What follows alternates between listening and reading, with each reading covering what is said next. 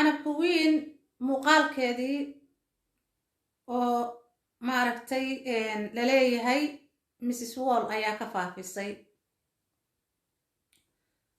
Assalaamu calaykum waraxmatullaahi wabarakaatu walaalaha qaaliga ee ku xiran channelka Ugbaad Official. soo dhawaada waa walaashiin Naciimo Ugbaad. soo dhawaada kaliya subscribe-ka inta hore igu joogtay saaxiibada aan nahay oo ii saareen laagta kore naanaa ku siiya, comment qurux badan, share gareeya.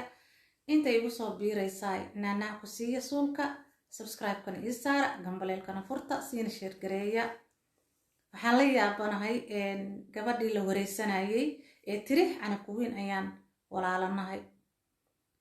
walaalaha ahaadaan muxumo waxay tiri muuqaalka waxaa ka faafiyey Mrs. Wall ka faafisay, taleefankiina waa ay dansatay, xamar ayay ka degatay tiri. baaswaarkana ayadaa la ogeyd, qof kale la ogeyd malaha. adoo walaasheeda baaswaarka lama ogeyn, ehelkeeda dadkeeda lama ogeyn, gabadhaas keliya ee saaxiiba yihiin ayaa la ogeyd. haba la ogaato waa caadi, laba qof saaxiibbaa isku sir qarsadaan maba xumaba. laakiin su-aasha waxay ka taagan tahay anaga markaan maaragtay aan qaylinaynin waxaan ku haynay nin ayay u duubtay oo qalbigii ka xaday ee u dirtay, ama asagaaba ka duubay. laakiin hadda waxaa la leeyahay Mrs. Wall ka faafisay. taas aniga igama dhaadhacayso, waayo see aniga hadday xitaa rabta ha faafiso, laakiin aniga see inta muuqaal iskaga duubay anoo qaawan oo weliba gadaal iyo hore usii socdo, see aniga mobeelka ugu haysanaya? ma dahabbaa, ma lacagbaa? maxay tahay kaydka la kaydinaya, qaawanaashaha la kaydinaya maxay tahay? maxay tahay mobeelka sababta loogu kaydsanaa maxay ahayd? ma qof baa loo diyaariyey oo ayadaa sii daysay? ma nimankay shirka ahaayeen Mrs. Wall oo way ka xaday oo sii daysay? alxaasil ani waxaa ila gardaran gabadhii isa soo qaawisay ee mobeelka kaydka kaga dhigatay ee ku haysatay, ee misana gabdho ay saaxiibo yihiin baaswaaradeeda ay ogyihiin. tan ani aan kasoo horjeedana waxayba tahay see aniga anoo qaawan oo muldhog ah mobeelkayga aan ugu kaydsanaa? oo waxaan ku iri oo isku fiirfiirsanaa waay maxay tahay sabab? waa shaydaannimo heer laga gaaray, mana wanaagsana. naa gabdhaha waa u hiilinaynay, waxaan dhahaynaa alla nin baa ka duubay, inkaar qabaa, iska soo duub dhahay, gabadhi siray, jacaylku abuuray. laakiin hadda waxaa soo korortay in la leeyahay Mrs. Wall sii daysay. raggiina waxay dhaheen intay soo waceen canabka weyn $500 ay kaaga xiran tahay. marka hore waxay tiri gabadha South Africa joogeen nimankay, laakiin waxaan ogaanay inay joogaan muxuu ahayd Kenya ay nala joogaanay leedahay. oo gabadha wareysigeedaan dhageystay. hadday joogeen ay og yihiin lambaradii laga soo wacay, intay haya dhahaan oo lacagtii waa inay haynaa xaggee in kugu keena dhahaan bay boolis ugu calahaayeen. waa hadday run tahay boolisaa loo wici lahaa, waxaa la dhihi lahaa arrintaasaa jirto, muuqaalkaasaa maaragta aniga taleefonkaygii ka baxay gacantayda oo rag ayaa maaragtay haysta oo mar walbana igu hanjabaaya, ama waa sheer garaynaynaa oo baraha bulshadaan la qaybsanaynaa, ama $500 keen. anigana waa ceebtaydii. booliska Kenya waa la yaqaanaa kiidkidhoogo yah, kan ugu yar haddaa siisid xoogaa wuu kusoo raacaya, ma garat? oo aad tiraahda twende, ma garat? way soo wadi lahaayeen, nimankay ballami lahaayeen, indha shareeray qaadan lahaayeen, meel oo maaragtay oo laisku ballamiyey booliska ciidanka gaarigooda iyagoo watay shub u sii lahayd, ma garateen? waa la soo qabo lahaa, waana la xiri lahaa. muuqaalkan bartaas ayadaa lagu dhilay dilaa taleefonka inta laga qaado, waana loo hanjabi lahaa haddii muuqaalkaas la arko.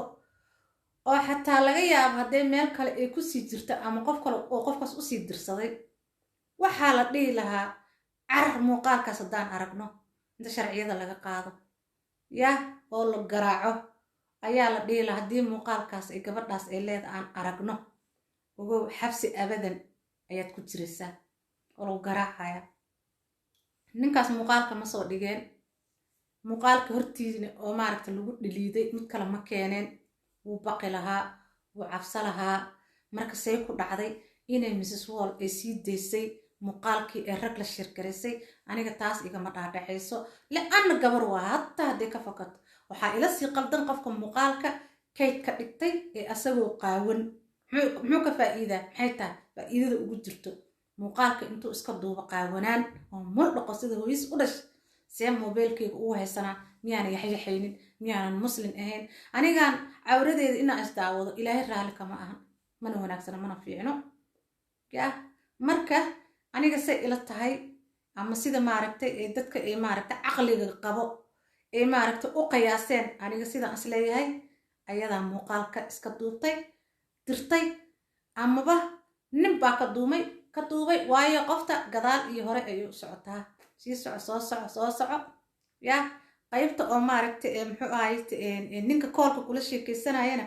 waa ay xiran tahay oo waxaa la saaray dhooli iyo waxyaabo noocaasa la saaray waa laga jaray qaybtaas waa la dareemi karaa waana la fahmi karaa marka ma malaynayo Mrs. Wall inay maaragtay waxaas gabar walaasheeda ay ku kacayso ama ay shirgareynayso tan qaawan oo maaragtay kaydka ka dhigatana waa ila qaldan tahay gabar waa la siri karaa gabar yar qalbigeeda lacag wax kasta oo ku jeclaha waa la dhigi karaa oo naago waaweyn oo maamooyin aha la wada siray oo baraha bulshada lasoo wada dhigay ilaahay baana ka magan galnay ninka raggana hadduu madaxaaga qaawi ku dhaho heblaayadaada kala qaawi ku dhaho inta iska kuusaduu ku dhaho dee waaba qofaa ku rabin shaqana aan kugu lahayn xataa ninkaaga hadduu yahay aana lagu kalsoonaan karin ma garata iska badaa nin aan ku qabin marka muuqaalkaas waa uu tegay ilaahay subxaanahu watacaala wixii ka dambeeyay ha soo qabto waana gabdhaha dhanaa laga wada ganacsanayaa rag waaweyn oo gariga fur lahaa meel la fadhiyey oo ku haayeen muxuu ahayti gabdhaha hadday yaryaryihiin oo isku leeyihiinna waa $500-600 ilaa $700 haddii garoob 3-4-5 cunug soo dhashana waa $200 iyo $150 ninbaa meel lasoo taagnaa isla quman ya liiska hebel miya haa hebel oo liiska naanaa iga dheh ya waaba lagu gorgortamaaya acuudu billaahi min ashaydaani rajiim adduunyo rugmaday ayaan taaganahay ilaahay baana ka magan galnay ilaahay subxaanahu watacaala walaalayaal dumarow isjira ilaahay hana jiree rag xun baa jira ragga dhan ma wada xumo rag isku sheeg oo ragga u eg oo shabaho oo qalbigiisa shaydaannimo ka buuxo lee waayo waxaas wax ka shaqaysanaa ma garateen teeda kale muuqaal adi aad leedahay aa keydinaysa shaydaannimo kaa tahay inaad keedsatid ma garate oo mobil saa uga heesanaysaa yah waa ka xumaa wallaah misda daawane maxaa adi laba maaragtay kuwa ajnabi waxaan ku arkayay nin muraayad intuu istaaga dhahay anaa isjeclaado isguursanayay oo ubixi iyo faraantiga meesha soo dhigaayo cabitaan soo dhigaa isaga la isku shuba isaga la faraantiga isgelinayo waxaasna waxaa waaye waa akhlaaq xumo iyo diin la-aan xanaagsanna ma ahan sheer gareeya walaalahayga qaaliga ilaahay ha naxastiro ilaahay subxaana watacaala nagabkeena geerideenan alam kulan siiyo ma garateen